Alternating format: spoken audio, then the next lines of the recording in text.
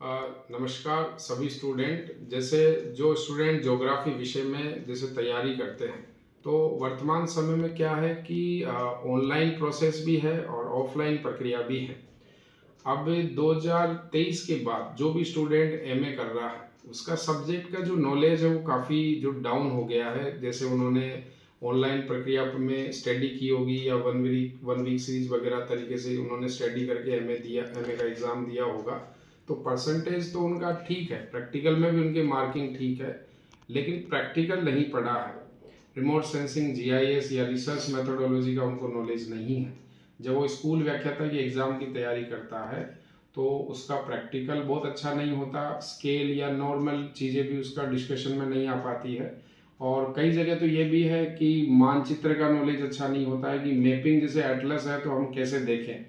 कई बार क्या है कि जैसे वो कई ऑनलाइन प्रक्रिया में क्लास लेते हैं, तो ऑनलाइन में क्या होता है, जैसे नील नदी को पढ़ा रहे हैं या किसी भी चैप्टर को पढ़ा रहे हैं, तो उसके डाटा वहाँ लिखा दिए जाते हैं, लेकिन ये नहीं पता नील नदी कहाँ पर है, किधर से किधर बह रही है, किन किन देशों में बह रही है, उसके बारे में वो कहाँ इफेक्ट करेगी, ये सारी चीज़ें उसको नहीं पता है। तो वो बहुत ज़्यादा लंबे समय तक उसको याद नहीं हो पाता है। तो ये ध्यान रखें कि वर्तमान समय में ऑनलाइन और ऑफलाइन दोनों ही प्रोसेस चल रहा है। ऑनलाइन उन स्टूडेंट के लिए ठीक है जो एक बड़े शहर में आकर रहना उनके लिए मुश्किल है, तो घर से ही वो ऑनलाइन प्रक्रिया में स्टडी कर सकते हैं। लेकिन क्योंकि उनको पता है कि हमें पढ़ना है, तो वो उस लेवल पे जाकर पढ़ते हैं। लेकिन ऐसे स्टूडेंट जिनके पास बहुत सारी फैसिलिटी है, तो ऑनलाइन प्रक्रिया उनके लिए डिस्टर्ब वाली हो जाती है, वो प्रॉपर तरीके से टाइम मैनेज नहीं कर पाते हैं। तो ऐसे स्टूडेंट एजुमल संस्थान में ऑफलाइन प्रक्रिया में आप क्लास ले सकते हो, क्योंकि हमारा जो बैच है पूरा सब्जेक्ट का, वो 4 से 5 घंटे की क्लास होती है।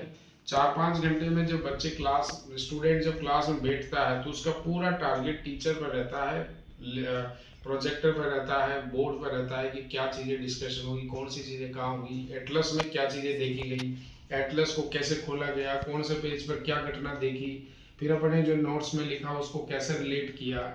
क्योंकि एक भूगोल का विद्यार्थी जब स्कूल व्याख्याता की और कॉलेज व्याख्याता की तैयारी कर रहा, तो ये मान के चल रहा है कि मैं आने वाले समय में एक टीचर बनूंगा या एक लेक्चरर बनूंगा, असिस्टेंट प्रोफेसर बनूंगा, तो उसके माइंड में या उसके पास सब्जेक्ट का ज्ञान बहुत अच्छा होना चाहिए। और ये चीज़ उसको पहले से ही धारण करनी पड़ेगी कि मेरे को सब्जेक्ट बेहतर बनाना है। तो 3-4 साल में ये रहा कि पोस्ट ग्रेजुएशन और अंडर ग्रेजुएशन में कोई क्लास नहीं ली ऑफलाइन जाकर, तो आपका नॉलेज उस लेवल का नहीं है, तो आपको ऑफलाइन क्लास प्रक्रिया में जाना चाहिए।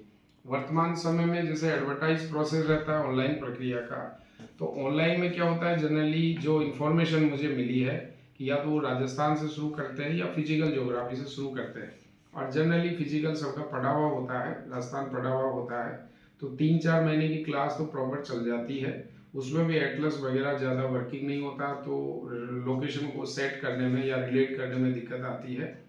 और फिर जब शुरू होता है ह्यूमन ज्योग्राफी, जैसे पॉपुलेशन ज्योग्राफी है, ट्रांसपोर्ट ज्योग्राफी है, और प्रैक्टिकल ज्योग्राफी है जिसमें सांख्यिकी, भूगोल है, रिसर्च मेथोडोलॉजी है, रिमोट सेंसिंग, जीआईएस है, इंडिया का मैपिंग वर्क है, तो वहाँ पर फिर दिक्कत आती है। वो कोर्स कई बार नहीं हो पाता और टाइम ड्यूरेशन चला जाता है, या सही तरह से ग्रास्पिंग और प्रैक्टिस नहीं हो पाती है।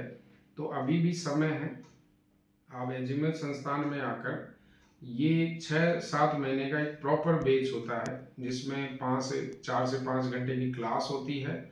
तो जो दिसंबर में नेट की तैयारी का प्लान कर रहे हैं और उसके बाद जून में नेट की तैयारी का प्लान कर रहे हैं, तो वो अभी से आप अपनी ऑफलाइन क्लासेस शुरू करें।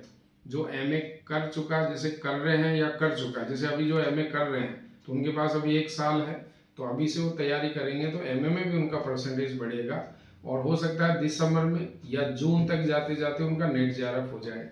जेआरएफ होने के बाद क्या रहता है कि अपन को किसी न किसी यूनिवर्सिटी में पीएचडी के लिए एनरोल होना पड़ता है, और अगर आप कई पीएचडी में एनरोल हो जाते हो तो आपको फिर 40-45 हज़ार की स्कॉलरशिप पर मंथ शुरू हो जाती है। उसके लिए रिसर्च डाटा कैसे कलेक्शन करना है, तो ये बातें भी हम क्लास के साथ साथ सिखाते हैं। जैसे अपन रिसर्च मेथोडोलॉजी वाला टॉपिक पढ़ेंगे तो किस तरह सिनॉप्सिस लिखनी होती है, सिनॉप्सिस के सीक्वेंस क्या क्या है, री ऑफ लिटरेचर क्या होती है, टॉपिक इंट्रोडक्शन क्या होता है, मेथोडोलॉजी क्या होती है, ये सारी बातें हम डिस्कशन करते हैं, तो उसको कई सारा फ़ायदा तो वहाँ हो जाता है।